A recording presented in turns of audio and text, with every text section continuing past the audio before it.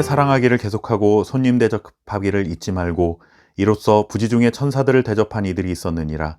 너희도 함께 갇힌 것 같이 갇힌 자를 생각하고 너희도 몸을 가졌은즉 학대받는 자를 생각하라. 모든 사람은 결혼을 귀히 여기고 침소를 더럽히지 않게 하라. 음행하는 자들과 간음하는 자들을 하나님이 심판하시리라. 돈을 사랑하지 말고 있는 바를 족한 줄로 알라. 그가 친히 말씀하시기를 내가 결코 너희를 버리지 아니하고 너희를 떠나지 아니하리라 하셨느니라.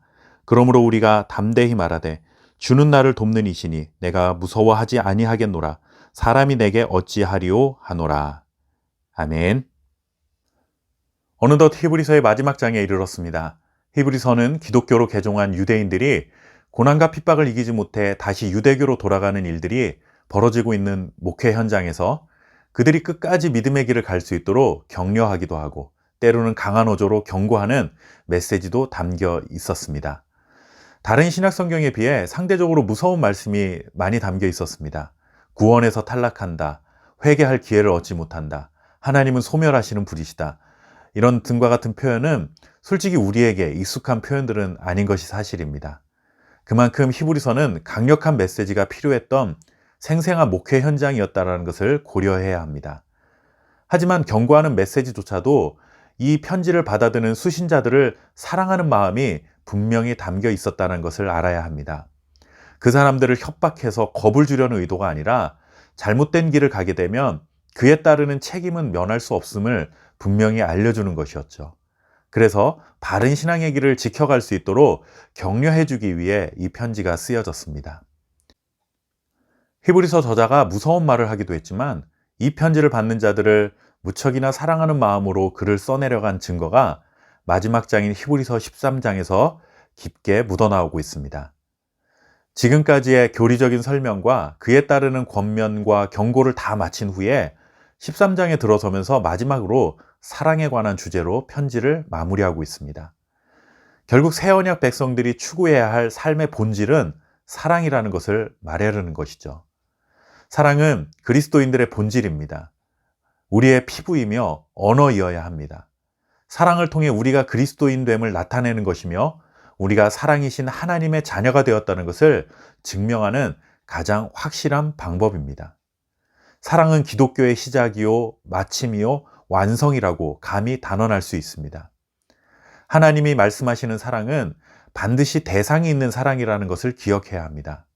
감상에 젖어 누군가를 좋아하고 아련한 마음으로 그리워하는 감정, 이것이 사랑이 아니라 실제 대상이 존재하고 그 대상을 위해 수고를 마다하지 않고 희생을 할 수 있는 실천이 반드시 있어야 한다라는 것이죠. 왜냐하면 하나님이 우리에게 보여주신 사랑이 바로 그와 같은 사랑이기 때문입니다. 하나님은 하늘 저 높은 곳에 계시면서 말로만 우리를 사랑하신 것도 아니고 애틋한 감정만 가지고 계신 것이 아니었습니다. 실제로 우리를 구원하시기 위해 하늘의 보좌를 포기하시고 인간의 몸을 입으시고 우리가 사는 이 세상으로 뛰어 들어오신 희생과 결단이 뒤따랐습니다. 하나님이 우리에게 기대하시는 사랑이 바로 이와 같은 것입니다. 오늘 읽었던 말씀에도 사랑의 대상이 등장합니다. 형제를 사랑하라, 손님을 대접하라, 어려움에 처한 자를 도와주어라, 가정을 소중히 여기라, 돈을 사랑하지 말고 하나님을 사랑하라. 결국 이 말씀들을 종합해보면 예수님께서 말씀하신 하나님을 사랑하고 이웃을 사랑하라는 이 말씀으로 귀결되고 있다는 사실을 보게 됩니다. 히브리서 독자들은 매우 심각한 환난과 핍박 속에 갈등하고 있었습니다. 계속해서 믿음의 길을 갈 것인가 아니면 과거로 돌아갈 것인가 고민하기도 했고 실제로 하나님을 등지는 배교가 일어나기도 했습니다. 이런 어려운 처지에 있는 형제자매들에게 가장 큰 힘은 무엇이었을까요? 날카로운 논리력으로 설명해주는 교리? 물론 그것도 필요합니다. 어깨를 두드리며 따뜻한 마음으로 해주는 그 격려의 메시지? 물론 그것도 있어야겠죠. 단호하게 훈계하며 올바른 길을 가도록 교훈하는 메시지? 그것도 필요한 것입니다.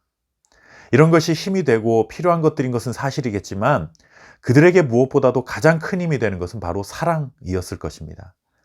사랑이신 하나님께서 우리를 돕는 분이시니 내가 무엇을 무서워하리요? 라는 이 말씀을 그들이 마음속에 기억하고 하나님을 사랑하는 믿음의 길을 끝까지 갈 수 있도록 그들을 사랑해 주는 것이 가장 큰 격려가 되었을 것입니다. 우리에게도 이와 같은 사랑이 필요합니다. 가장 이성적이고 논리적인 말로 잘잘못을 지적해주는 날카로움보다 그들을 인정해주고 감싸주는 사랑이 오히려 더 큰 영향력을 발휘할 수 있습니다. 오늘 나의 사랑이 가장 필요한 사람이 누굴까요? 이 시간 한번 생각해 보시기 바랍니다. 그리고 그 생각 속에 떠오른 그 사람에게 오늘 하루 실질적인 사랑을 베풀고 실천할 수 있는 그런 섬기는 하루가 되어 보시기를 바랍니다. 감사합니다.